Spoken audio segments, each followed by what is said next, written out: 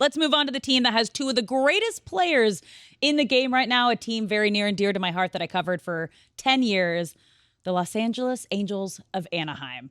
Let's talk about the moves they made this offseason.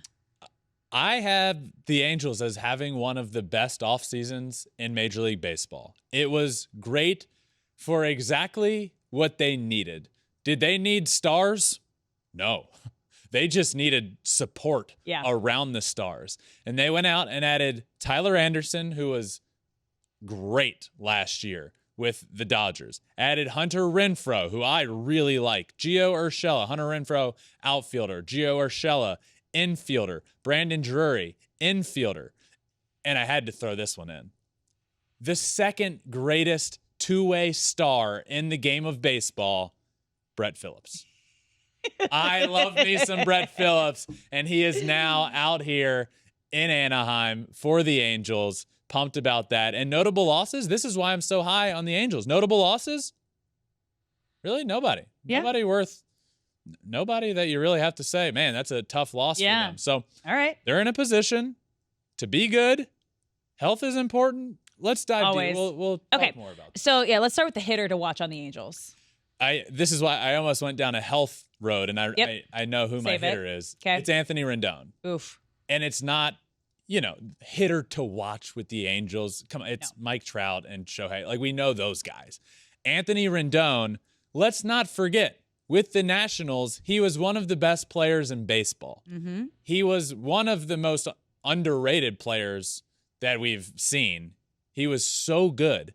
And the Angels do what they've done in the past that has bit them.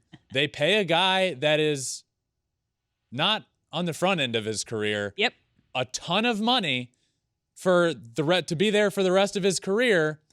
And then injuries come in, they plague him, and he's not playing, and he's taking up all this cap space.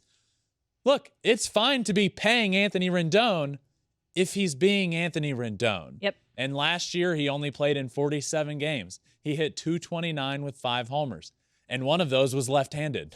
Remember, he hit left-handed against Brett Phillips, and he hit a homer. No. Anthony Rendon can be one of the best third basemen in the game of baseball.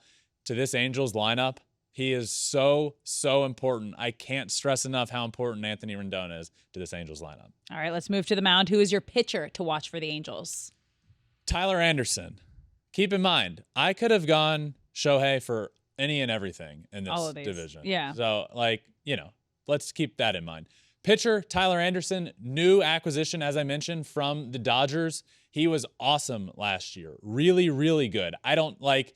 Really good as in I don't know if he can replicate that. But the Angels don't need him to be as good as he was last year.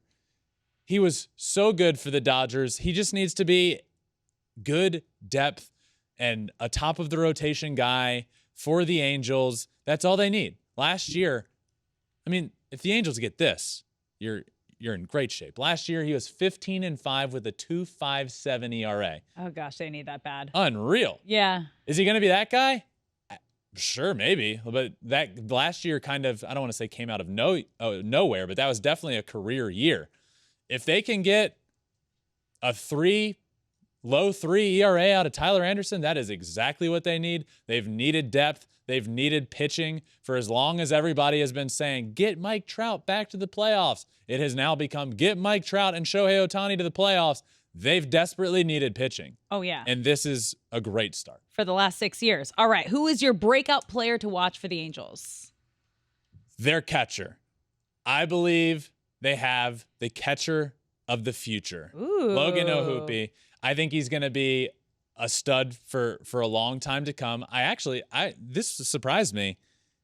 He started spring training by being Shohei's catcher, which coming into spring training, I was like, is this guy, I know he's a top prospect and they traded for him. Is he going to be on the big league roster to start the year? I didn't think so. And then he just became Shohei's guy. And when you see Shohei pitching to only one guy in his bullpens and then he's catching them in the game. Yep.